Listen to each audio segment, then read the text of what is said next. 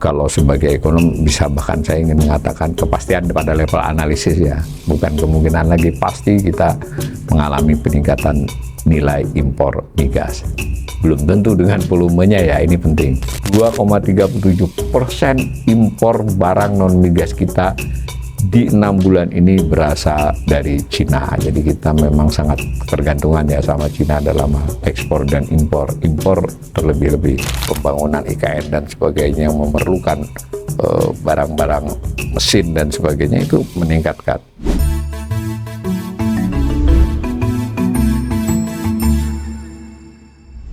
Salam cerdas, komunitas pembelajar yang saya hormati. Berjumpa kembali dengan saya di kanal Awali Rizki dalam sesi asesmen ekonomi. Asesmen kali ini melanjutkan 2 asesmen sebelumnya terkait dengan informasi data terkini tentang ekspor impor Indonesia dari Badan Pusat Statistik BPS ya, yang dirilis tanggal 3 Agustus lalu. Nah, kita sudah mengetahui dari 2 sesi sebelumnya, BPS itu menyajikan data publikasi setiap bulan untuk kondisi 2 bulan sebelumnya di awal bulan, berupa paparan, jadi paparan yang disampaikan sebagai siaran pers maupun lampirannya berupa leaflet ya, berita resmi statistik belasan halaman tentang ekspor impor. Nah, dari paparan maupun dari leaflet tersebut, dari berita resmi itu, kita memperoleh beberapa informasi yang kita lakukan analisis dengan membandingkan dengan data-data sebelumnya. Yang pertama saya ambil dulu dari paparan ya.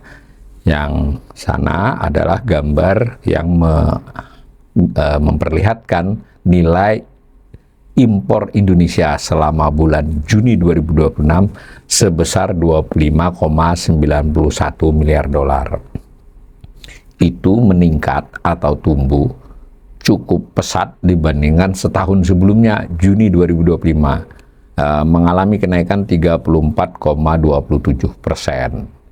Nah, di kanannya adalah gambar untuk kondisi 6 bulan kumulatif ya, 1 Januari sampai 30 Juni. Kalau bulan Juni berarti 1 Juni sampai 30 Juni.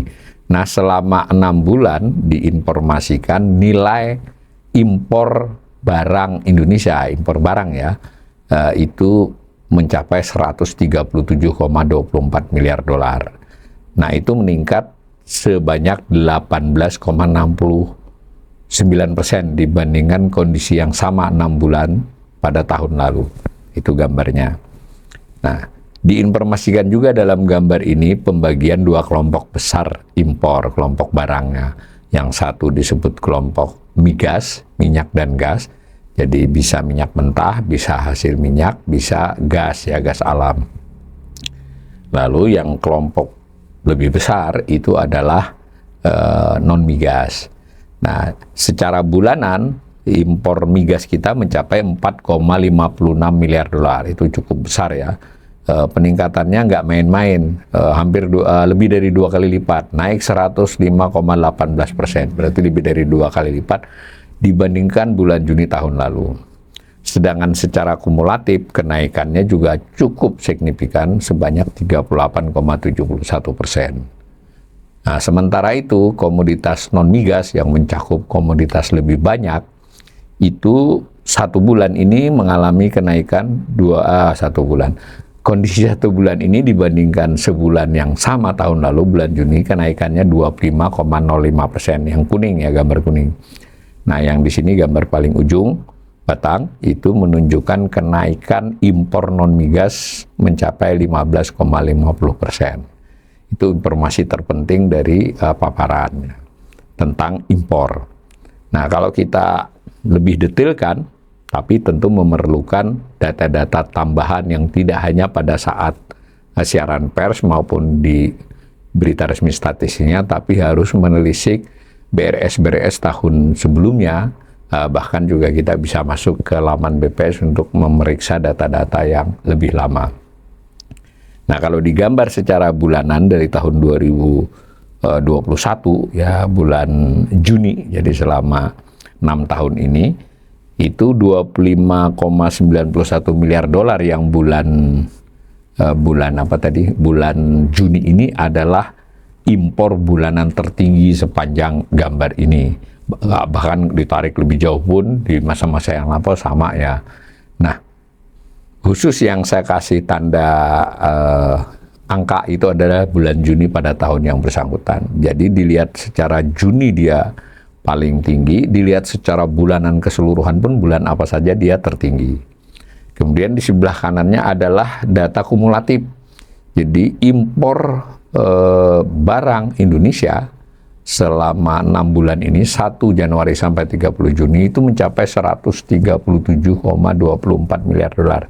Ini satuannya juta ya. Jadi kalau bisa saya baca dengan cara miliar.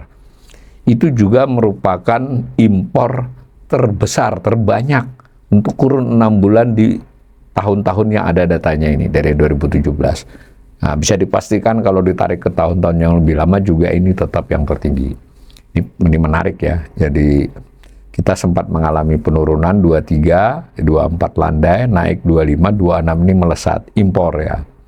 Begitu juga kalau kita gambar lihat bulanan fluktuasi tapi relatif stabil di kisaran 110-an. 110 di kisaran berapa itu 12, 11 itu tiba-tiba kita melompat jadi 25 ya. Melompatan bulanannya itu mulai dari April, Mei, Juni 3 bulan itu gambar bulanannya. Nah, tentu bisa ditebak ya antara lain terkait dengan harga migas, kemudian juga akibat geopolitik dan migas tersebut juga mendorong beberapa komoditas impor lain naik. Nah, kedepannya kita tidak tahu, tapi dari berbagai info terkini, peluang untuk nilai impor naik ini kelihatannya lebih besar dibandingkan kemungkinan turunnya. Jadi 6 bulan ditambah 6 bulan, setahunnya pun kemungkinan nanti akan lebih besar dari tahun lalu. Mengingat tekanan belum berhenti ya, meski sesekali minyak turun, tapi secara rata-rata dia sudah di angka yang tinggi ya minyak, dan pengaruhnya terhadap industri pun dengan kenaikan harga-harga barang impor kita juga sudah meningkat. Belum lagi kebutuhan kita juga terhadap migas masih akan belum bisa ditekan ya impor dan seterusnya. Itu kira-kira info ini.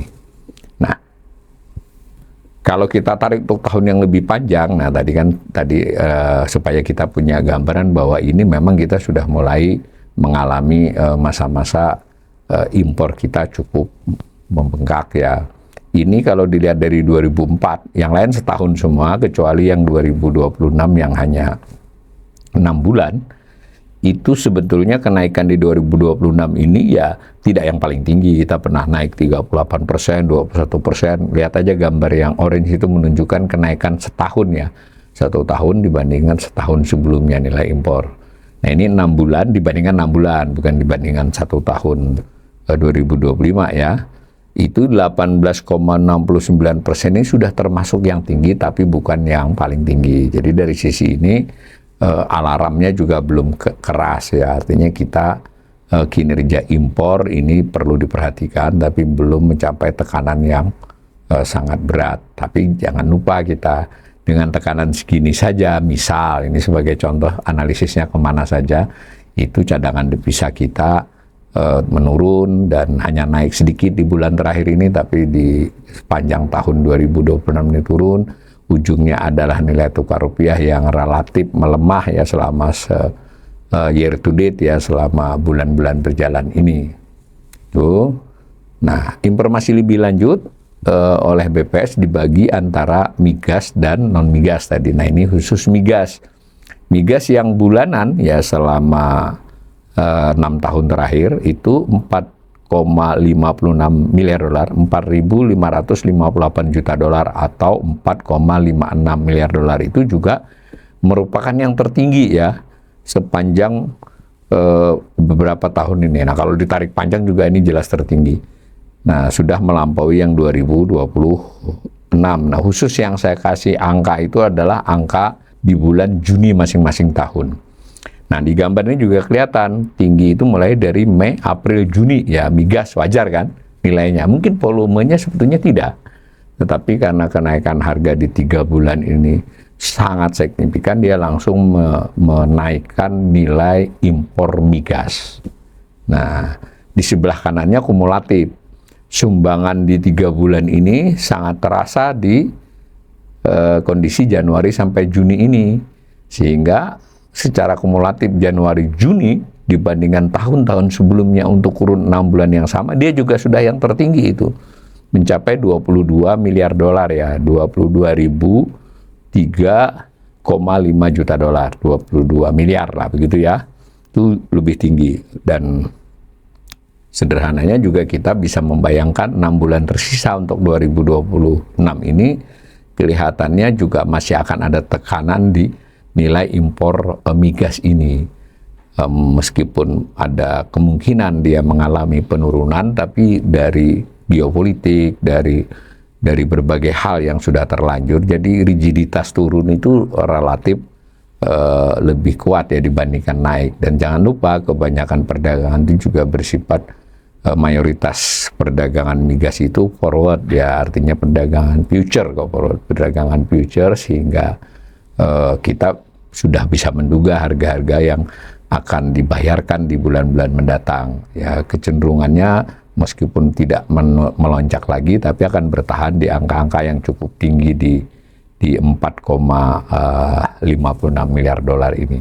Sehingga totalnya 2026 juga kemungkinan akan meningkat dibandingkan tahun-tahun sebelumnya.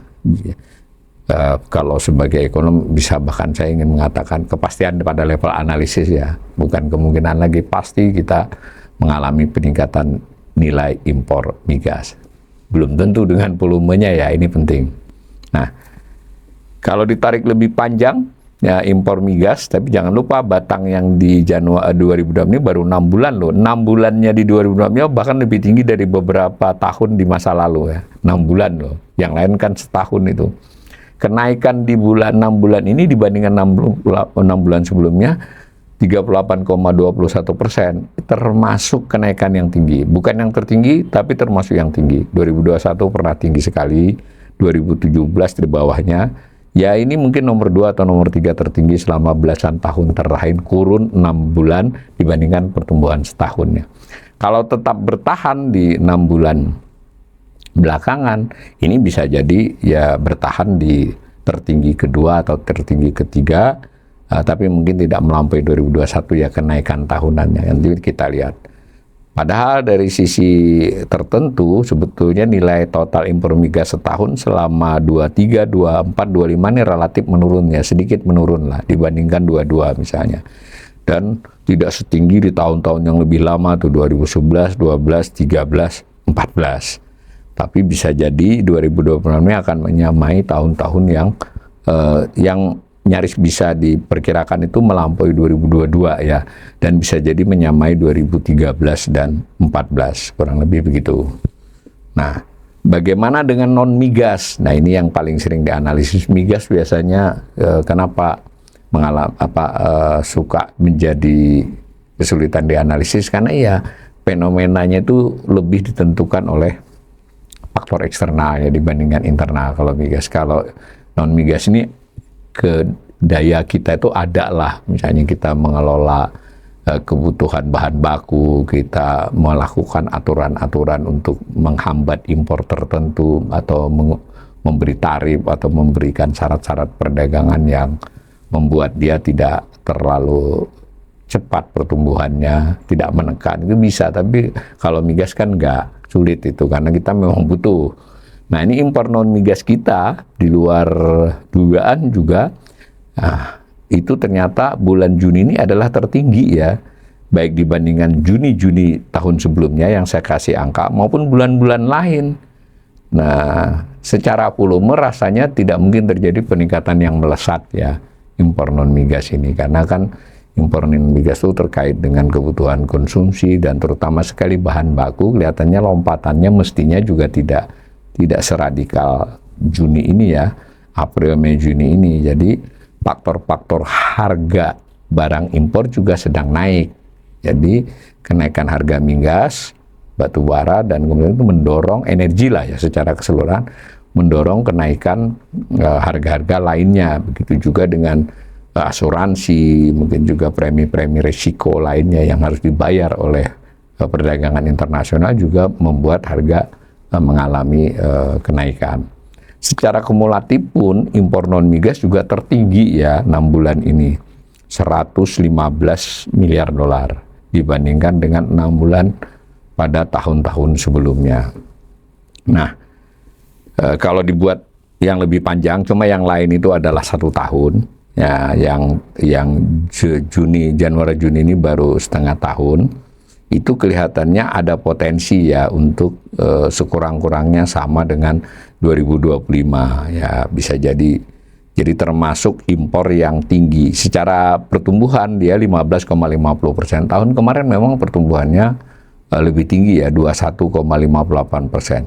Jadi pertumbuhan 15,50% ini sedang ya. Jadi secara presentasi pertumbuhan sedang, tapi secara nilai impor secara nominal itu ada potensi dia bisa yang tertinggi atau sekurang-kurangnya tertinggi kedua setelah tahun lalu, khusus impor non migas ya.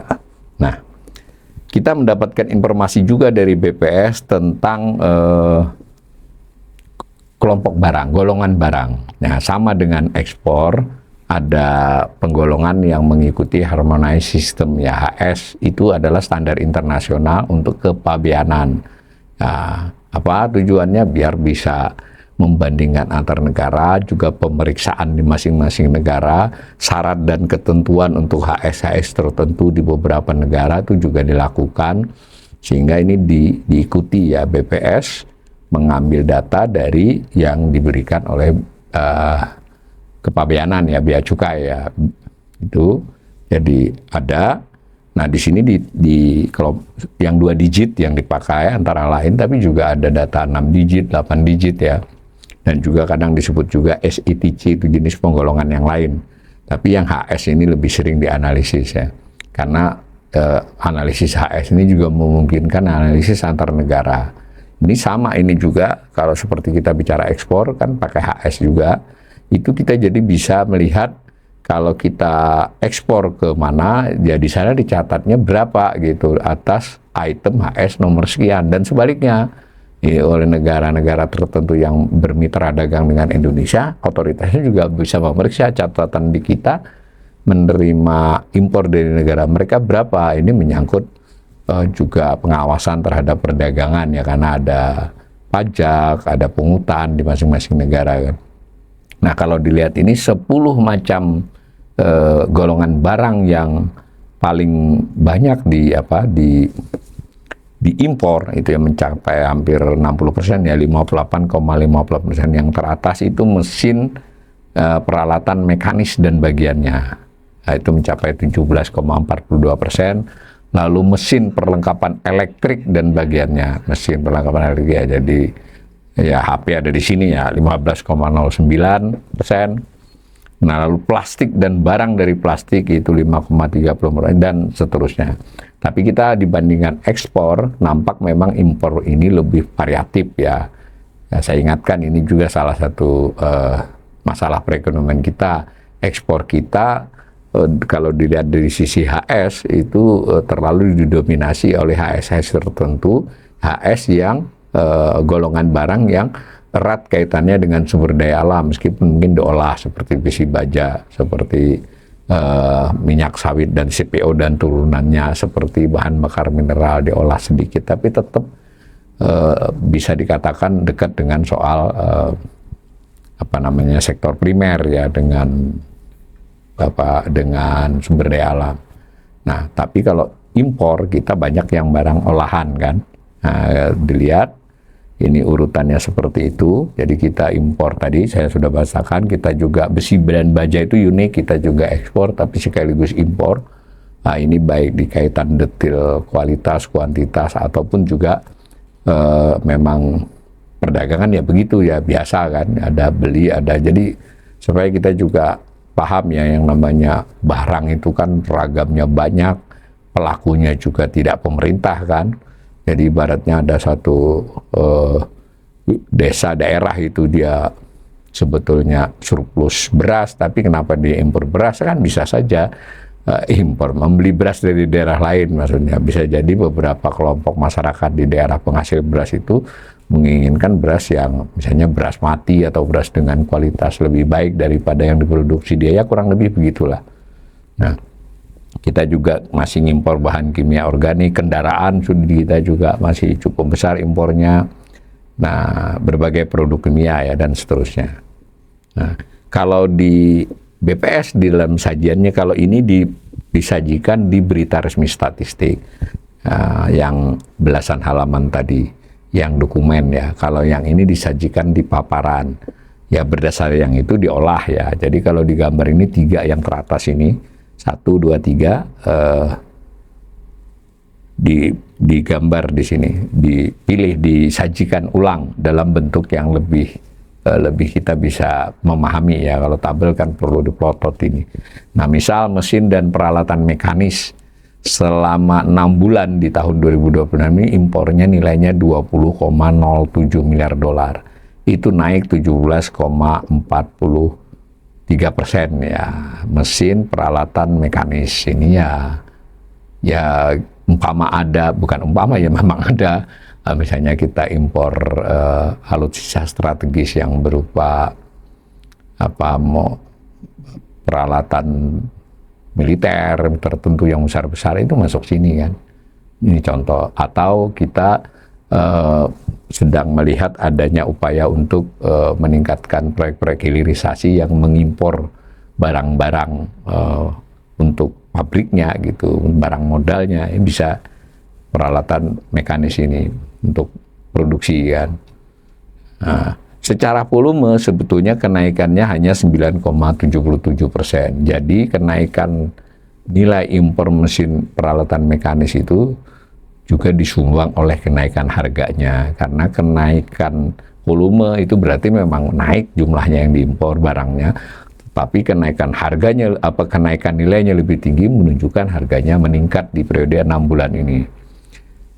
Bagaimana dengan kelompok golongan barang yang lain ya? Ini disajikan mesin perlengkapan elektrik yang tadi itu porsinya 17,42%, yang ini 15,09%. Jadi ini porsi dari total impor non migas kita ya, itu mengalami kenaikan 19,63% ya, mesin perlengkapan elektrik ya. Bisalah kita anggap baik itu bagian-bagiannya yang mau dijadikan bahan rakit di sini atau yang sudah jadi, intinya mesin perlengkapan elektrik ya. Jadi mau TV-nya, mau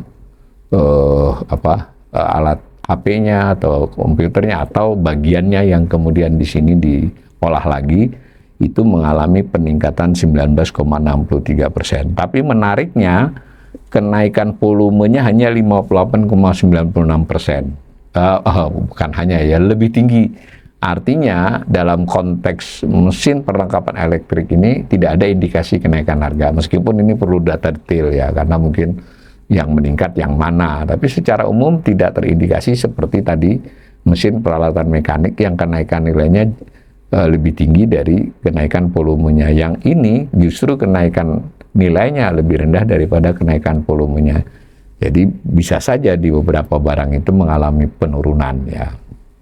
Nah, yang lain lagi plastik dan barang dari plastik. Nah, ini sama dengan peralatan mekanik ya. Jadi kenaikannya 21,31% nilainya, tapi volumenya hanya naik 17%. Jadi memang terasa sudah di 6 bulan ini, terutama 3 bulan terakhir, karena Januari sampai Juni itu kan mencakup April, Mei, Juni, yang triwulan 2 dijadikan satu dengan triwulan pertama jadi satu semester. Itu kan kita sudah punya informasi plastik, bahan dari plastik itu naik akibat dia turunan dari migas ya. Kemudian juga persoalan-persoalan transportasi, asuransi dan freight lah, karena kan kita impor itu harga barangnya harga di pelabuhan kita ya. Pelabuhan atau bandara disebutnya CIF ya. Cost, Insurance and Freight. Jadi termasuk ongkos-ongkos yang menyertainya. Kalau kita ekspor itu di pelabuhan kita, pre-on board. Nah, jadi di sini sudah kenaikan juga tidak semata-mata harga di sana. Jadi sekaligus juga kalau ini kebetulan contohnya adalah non migas, ini umpama migas ya. kita suka mendapat berita harganya seperti ini di pasar, perkembangannya ya tidak segitu yang sampai ke Indonesia karena kan ada CEF-nya. Nah, BPS juga menyajikan data asal negara yang mengekspor ke kita atau kita mengimpor dari dia. Nah, disajikanlah, ini rutin ya cara menyajikan ini. Nah, cuma saya tadi lupa memberi panah ya. Perhatikan dari yang nomor 7, 8, 9 itu yang tempat-tempat di atas nomor 1 ya. Itu adalah wilayah-wilayah yang nilai impor kita paling gede ya. Jadi Singapura, Cina, Jepang, Amerika Serikat lah kurang lebih begitu. Itu nilainya secara porsi pun yang Cina sendirian saja impornya itu kita 42,37%. Sendirian loh ya, impor non migas. Nah, Singapura itu 3,85, Amerika 4,67. Nah, kemudian ada Australia 4,96. Nah, Jepang 5,56. Jadi kita sudah melihat ini kalau ekspor sekalipun Cina paling tinggi itu kan hanya di kisaran berapa tadi sekitar 25 ya di sesi sebelumnya. Tapi kalau impor 42,37% impor barang non migas kita di 6 bulan ini berasal dari Cina. Jadi kita memang sangat ketergantungan ya sama Cina dalam hal ekspor dan impor terlebih-lebih. Nah, disajikan pula oleh BPS dalam bentuk gambar yang seperti ini. Jadi data ini sebagiannya diambil, diolah menjadi begini. Ini di paparan. Nah, karena itu paparan BPS itu kan berusaha menjelaskan kepada jurnalis, kepada publik untuk bisa ditangkap. Karena kalau misalnya disajikan yang kayak begini kan hanya mereka-mereka yang memang suka mengamati ya, tidak mudah bacanya. Ya mudah tapi perlu effort lah. Kalau ini kan sepintas sudah kelihatan. Dari total ekspor non migas misalnya kelihatan Tiongkok 42,37%, Jepang 5,56%, Australia 4,96%. Ini angkanya sama dengan tabel sebelumnya. Nah, disebut ASEAN, kemudian Uni Eropa, lainnya yang tidak termasuk itu. Diinformasikan pula khusus dari Tiongkok, itu 3 terbesarnya adalah mesin dan perlengkapan. Mesin peralatan mekanis dan bagiannya, mesin perlengkapan elektrik dan bagiannya, plastik dan barang dari plastik. Nah, jadi kita sudah bisa mulai bayangkan apa yang kita impor. Ini kan pengelompokan harmonized system. Jadi mungkin kalau di benak kita ya impor HP atau bagian dari HP ya, kita impor mainan anak-anak atau apa ya seperti itu. Ya, tapi di situ sekian jenis barang itu masuknya kelompok HS 84 misalnya, mesin peralatan mekanis. Ada juga masuk HS 39, dia plastik dan barang dari plastik. Itu dari Cina. Yang dari Jepang, ya kita mesin peralatan mekanis dan bagiannya. Ya ini kan juga mesin ya. Jadi kalau kita mungkin merakit mobil kan ada mesin yang kita impor, atau di sini kita ada pabrik yang memerlukan mesin-mesin dari Jepang. Sekalipun kita juga harus hati-hati, ini kan informasi umum. Sebetulnya nanti per negara karena dia disebut 2%, 3% menyangkut miliar dolar ya. Jadi sebetulnya kalau mau kajian yang lebih rinci ya tetap kita akan menelisik. Ada disediakan dokumennya oleh BPS, tapi memang harus mereka yang sungguh-sungguh ya. Maksudnya memang bidangnya itu satu buku ekspor, satu buku impor berdasarkan HS, berdasarkan SETC negara itu tebal-tebal. Tapi mungkin buat kawan-kawan yang sudah punya database kan dia ngecek, masukin. Saya kebetulan tidak terlalu fokus ya dalam hal ekspor impor ini. Saya lebih fokus pada fiskal. Nah, tetapi sebagai ekonom tentu harus cukup punya pemahaman, baik itu karena membaca data maupun saya belajar dari hasil-hasil kajian kawan-kawan yang lebih ahli dalam hal ini. Nah, kembali ke sini, itu dari Jepang. Lalu dari Australia itu logam mulia serealia. Nah, serealia ini kan ya gandum dan produk gandum ya. Saya tidak tahu, mungkin termasuk susu juga serealia, wajar ya, keju dan seterusnya, Australia. Nah, ini informasi yang sangat umum. Nanti lebih detail kita bisa melihat, misal kita melihat ekspor buah-buahan. Kalau kita bicara ekspor, kita bisa impor buah-buahan dan sayur-sayuran. Ini menarik ya, karena saya sayang tidak sempat menyajikan datanya. Kadang kita berpikir negara kita agraris, tapi sejauh ini total impor sayuran dan buah-buahan kita tuh lebih tinggi daripada ekspor kita. Ini kan menarik. Kita mungkin masih bagus dalam hal udang, kopi, tapi kemudian secara keseluruhan produk pertanian juga sudah mulai defisit ya, atau sekurang-kurangnya untuk hal-hal yang kita mestinya tidak perlu impor, bisa tidak impor, bukan tidak perlu ya, itu kan swasta yang melakukan. Ya, swasta melakukannya karena mau dijual, selama ada yang beli ya sudah kan. Kalau kita pikir perlu nggak perlu ya bisa saja kita nggak usah impor pisang, jeruk, kita punya kok. Tapi kan tidak begitu logika ekonominya. Apalagi udah pernah tahu ya, kadang harga jeruk di Jakarta kalau datangnya dari Kalimantan bagian mana itu lebih mahal daripada datang dari Cina, karena kan mungkin lebih ringkas, lebih dan seterusnya lah, banyak faktor. Tetapi disitulah seninya pemerintah sebagai otoritas ekonomi memperhatikan semua kepentingan pengusaha juga kan ya, tentu pertimbangannya bisnis. Nah, pemerintah otoritas itu melakukan tugasnya untuk memperhatikan berbagai hal, kemudian juga melakukan perlindungan jika diperlukan, tapi hati-hati karena kita juga melakukan hubungan internasional.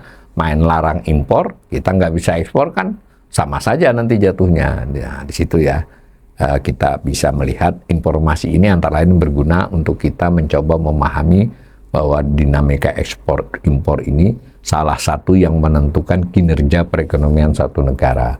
Jadi beberapa negara, sebutlah yang selama 1-2 dekade ini kelihatan melesat, Cina kah, Korea Selatan kah, bahkan Thailand, Vietnam yang meskipun sekarang bisa dikatakan ya sebutlah kita setara atau mungkin masih lebih tinggi, tapi kan Vietnam 2 dekade yang lalu jauh di bawah kita. Thailand kelihatannya sudah mengungguli kita. Padahal 2-3 dekade yang lalu dia setara. Nah, begitu juga India yang pelan-pelan juga ini sebagian instrumen mereka adalah ekspor impor, instrumen pengelolaan ekonomi atau tepatnya dinamika yang mendorong ekonomi mereka adalah ekspor impor. Waktu kita bicara ekspor, kita sudah mengingatkan salah satu masalah ekonomi Indonesia, diversifikasi komoditas ekspor barangnya itu terlalu sedikit, timpang. Ada beberapa komoditas yang lebih berbasis kepada primer ya, kepada sumber daya alam. Nah, kemudian tujuan negara kita juga relatif terbatas, tidak terlalu lebar. Nah, begitu dalam ekspor. Nah, impor ini juga kemudian kita melihat diversifikasi barang impornya banyak, jadi kita tertekan juga karena kita butuh kan. Dan seterusnya. Tetapi secara negara kita juga sangat punya ketergantungan dengan Cina. Tapi dalam konteks ini nggak bisa main larang ya, karena misalnya barang dari sana murah kan yang impor pengusaha. Nah, kurang lebih begitu. Nah, ada informasi yang kita olah ini dari 2017 sampai 2025, tapi ini tidak membedakan migas dan non migas jadi satu ya. Itu Cina yang biru. Jadi impornya memang meningkat ya. Kalau dari 2017 dia melesat. Singapura ya meningkat juga, tapi ya landai lah meningkatnya. Jepang ini menarik ya, Jepang punya kecenderungan menurun impornya dari Jepang kita. Amerika ya naik, tapi juga perlahan. Nah, bahkan di 4 negara besar ini, 4 negara utama impor kita ini termasuk yang sedikit. Makanya waktu kita bahas ekspor, kita ke Amerika banyak ya. Sehingga Amerika merasa kita salah satu negara yang membuat dia defisit. Di listnya kan begitu. Nah, kita ke Cina ya bagaimana, sebenarnya kita defisit banget dengan Cina, tapi kan ya kita betul memang banyak impor dari mereka. Ini gambarnya. Nah, lalu salah satu informasi lain dari BPS yang biasa dipakai oleh ekonom juga untuk melihat potensi pertumbuhan ekonomi dan seterusnya itu adalah impor menurut penggunaan. Dibagi 3 kelompok impor. Ini cara melihat ya, tadi impor barang keseluruhan bisa dilihat pembagiannya menjadi impor migas dan non migas. Kemudian yang non migas ini dikasih HS ya, Harmonized System penggolongan 2 digit, berarti ada 100 macam kelompok. Bisa dengan kelompok yang lebih banyak. Nah, itu dua sisi melihat total migas dan non migas, kemudian ada harmonized system. Bisa juga melihat dari tujuan diimpor itu, ya penggunaannya, impor untuk apa? Karena memang dokumennya harus diisi. Nah, ada 3. Yang pertama impor untuk dikonsumsi langsung ya, jadi barang konsumsi dia. Ada yang dipakai untuk bahan baku atau penolong, ya bahan baku atau penolong kan gitu. Impor kedelai dipakai untuk tahu tempe, impor gandum untuk buat roti, impor beberapa bahan mekanik dan sebagainya untuk merakit atau mengolah produk elektronik atau produk mekanik di Indonesia. Nah, bisa barang modal mesin misalnya, nah, gitu. Nah, sayangnya di barang modal ini juga termasuk alutsista ya, tidak hanya mesin untuk produksi. Ya, alasannya alutsista kan juga barang modal untuk jasa pertahanan kan. Ya secara ekonomi yang begitu. Ekonomi itu kelemahannya antara lain tidak membedakan beras dengan senjata ya, sama dianggap ya, memberikan nilai tambah. Nah, oleh BPS diinformasikan nih, kumulatif 6 bulan ini yang khusus konsumsi itu naik 17,46%. Ya, total 6 bulan dengan 6 bulan. Yang kemudian bahan baku penolong itu naiknya 38,94%. Yang barang modal naiknya 26,53%. Nah, secara porsi pun, porsi terbesar itu adalah bahan baku, bahan penolong. Gambar di kanan untuk menunjukkan selama 1,5 tahun terakhir per bulannya konsumsi, kemudian yang biru ya, yang bahan baku penolong, yang orange, ini pertumbuhannya, maaf, bukan nominalnya. Jadi makanya kelihatan lebih tinggi barang modal ya. Tapi sebetulnya ini adalah pertumbuhannya, bukan nominalnya. Nah, kurang lebih begitu. Nah, saya tambahkan dengan data-data tahun sebelumnya, tapi ini nilai. Jadi barang konsumsi yang biru, kemudian bahan baku penolong yang orange, yang barang modal yang hitam. Nah, kelihatan memang bahan baku penolong itu lebih tinggi, tetapi kalau kita nanti mencermati, kita juga bisa menghitung persentase kenaikannya. Bahan baku penolong itu lebih fluktuatif ya, barang konsumsi stabil, kalaupun turun sedikit naik. Nah, kenapa bahan baku penolong itu misalnya fluktuatif begitu? Salah satu analisisnya adalah karena dia memang sangat terkait dengan dinamika ekonomi. Jadi ketika ekonomi sedang tumbuh kembang, apalagi beberapa bahan baku ini dipakai juga untuk memproduksi barang yang diekspor. Misal kita ekspor alas kaki atau ekspor pakaian, itu sebagian bahan bakunya kan datang dari impor. Nah, begitu.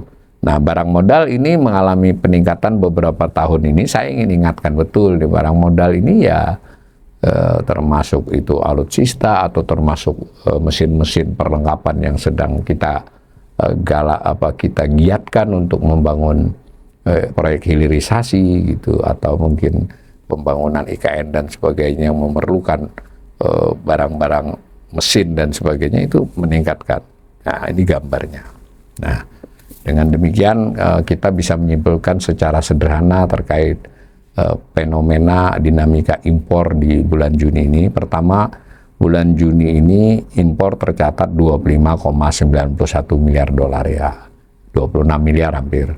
Itu naik signifikan sekali, 34,27% dari tahun lalu bulan yang sama.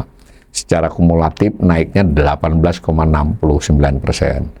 Nah, pada saat yang sama, yang khusus migas naiknya 105,15%. Jadi impor migas kumulatif 38,71%. Jadi memang penyumbang kenaikan impor secara persentasi kenaikan ini memang migas di bulan April, Mei, Juni ini itu memang lebih besar. Tapi kita juga harus mengakui impor non migas juga naik 9,46%, secara kumulatif juga naik 25%. Jadi nggak boleh juga kita bersembunyi dari fenomena impor migas ya. Impor non migas kita memang meningkat. Nah, dari antara impor non migas itu, kalau dia misalnya bahan baku penolong, ya itu mungkin bisa dikaitkan dengan kemampuan kita melakukan pertumbuhan ekonomi di investasi, bisa juga untuk ekspor. Tapi kalau perlengkapan itu sifatnya belum untuk produksi langsung, ya mungkin masih perlu waktu. Nah, kalau input pasti ya bahan baku, tapi kalau barang modal itu perlu lihat rinciannya. Dalam hal impor, negara utama kita ada Cina, Singapura, Amerika, Jepang, bisa kita tambahkan ada Australia juga. Nah, mudah-mudahan informasi dari saya ini bermanfaat buat peserta.